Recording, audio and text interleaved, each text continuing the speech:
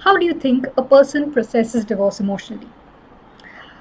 A divorce is processed like a loss or death of a loved one.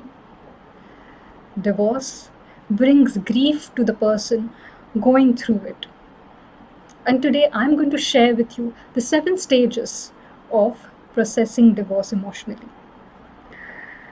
Now, the reason I'm sharing this with you is because why, if someone is going through this experience and they are unaware of what stage they are in and they don't have any coping mechanisms ready or their support system ready, they can be left at a very vulnerable place. And when it comes to divorce, the fact that it is a legal process can leave them in a place where they might just take decisions that they would regret in the future. So, knowing what stage, what you're going through, what emotion you're feeling, what stage you are, and then having a way to, support yourself or get yourself in at a more healthy place is extremely important. So, let's dive in. But before I do that, let me also share the fact that each person is going to experience these 7 stages differently. Okay, and you might be at you might not experience this in the sequence that I'm sharing with you. Okay, the sequence might be just haywire, and it's completely okay. Okay, we are human and we feel different things at different times. That said, let's dive in. The first stage of experiencing divorce is denial, especially if you're someone who was taken by surprise by the divorce. So what happens is our subconscious mind is unwilling or unable to process or accept the loss of the marriage, and as a defense mechanism our mind comes up with denial. So here it is very important to have take some family members in confidence, some friends in confidence, and share with them what you're going through. It is also beneficial to seek professional guidance in a therapist who can help you process this experience. The second stage is that of fear. When it comes to marriage, we connect our identities to marriage and our partner. For women, even changing name, which is a basic part or a very intrinsic part of identity, happens. There's a question of what is the future now, with with a loss of a partner, where you don't have a partner, then in where you will be living, if you're financially dependent on your husband or your partner, then where's the money going to come from, how are you going to manage your expenses, if there are children involved, then what is the custody going to be like, agreement going to be like, what is the impact it's going to have on your children, what are if you're somebody who is in the Indian culture, Indian society, what are the people around who are going to say, what are your relatives going to say. All these questions can cause a lot of fear, and they can cause a lot of anxiety. So if you're someone who has a history of anxiety, be aware and manage your fears accordingly. Okay, go ahead and connect with a therapist, again I'm going to say that, and help you process through this change. Okay, uh, find a way to cope through this fear. Now, if you feel that you need more guidance on that, you can just put that in the comments and I'll come up with a video for that as well. Okay, the third stage is that of anger. Okay, now anger is something that just can happen because uh, with all the other emotions flying around, you're always as humans we are always rather looking to blame someone, and that happens with, of course, anger in the mix.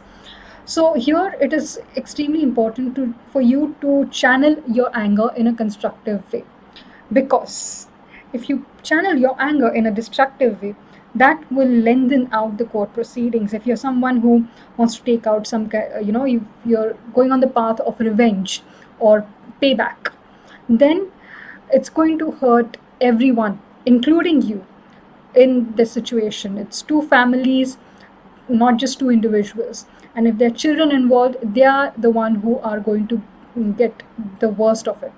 So if you feel angry, go ahead, or rather, when you feel angry, go ahead and channel it in a more constructive way. Find your way to cope with that anger. Okay. Now, the next stage after anger, the fourth one, is that of bargaining. Now, bargaining happens when you start asking questions and examining what could have been done differently. Wonder if there's any kind of hope to save the marriage. Here, the most important thing to remember is, if your partner or you end up reaching out to each other in this stage to see if the marriage can be saved, it's important that you ensure that the promises that are made, okay, the commitments that are made during this, are realistic commitments. They're commitments which are not something that seem like a fairy tale when it comes to implementing practically. Remember to put yourself first in this stage. Okay, always keep an eye on what is right for you when bargaining. Then comes the fifth stage, that of guilt. Okay, guilt and bargaining pretty much go hand in hand. So guilt happens when you start self-reflection. Okay, what could I have done better? Or you start putting blame on yourself. Where did I get wrong? So while guilt can be constructive, where you take responsibility of your contribution towards, coming to this place of divorce, it can also lead you to a very sad and depressing path of depression, where you start feeling, you start blaming yourself for everything. Okay, and that can lead you to go extremely deep in the next stage, which is the sixth stage, which is depression by itself. Because when anybody is going through divorce, they are going to feel sad, they are going to feel depressed. The fact is, people who are going through divorce are at extremely high risk of experiencing depression, going through depression. So, adding to that, already there's a lot of stress and pressure. You add extreme guilt to it, might take you at a very dangerous place in depression. So again, whenever you're feeling that, you're feeling a lot of guilt, you're blaming yourself too much, there's this internal dialogue, or there might be people around you who are contributing towards the guilt, or they're blaming you in any way.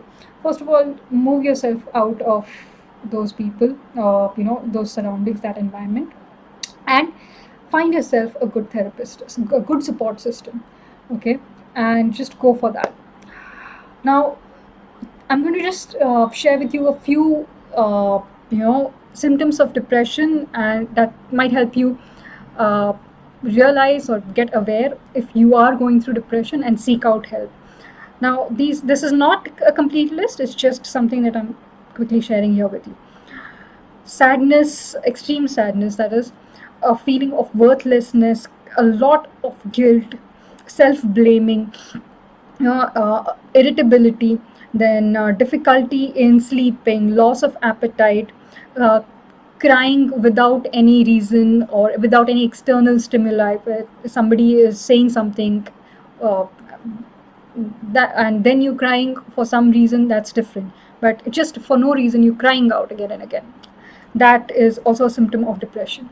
So another one being, starting heavy drinking or drug or any kind of addiction that could just start off. Now these this is not something that everybody has to have all these things in the list, only then they're in depression. You need to go to a therapist, somebody who is a professional mental health professional, who can diagnose depression for you. But if you find yourself having any of these symptoms, please seek help. Okay, find somebody who can help you out and help you process these emotions. And after that comes the seventh stage. Okay, the seventh stage is that of acceptance, where you've fully processed the fact that your marriage has ended and now you're going to move on. Okay, you know that, okay, it's there's no way to go back. Divorce is going to happen, or divorce has happened, and the only way to go now is forward. So that is the seventh stage. Like I said, different people may go back and forth at different stages. Different people will experience these stages differently. That being said, these seven stages are something that have been common for pretty much everyone who goes through a divorce. So if you are someone who's considering divorce, or you know someone who is considering getting a divorce, or in this process of getting divorced, please share this video with them. And you know all the best for your divorce. And thank you very much for watching this video. Take care and see you in the next video. Bye.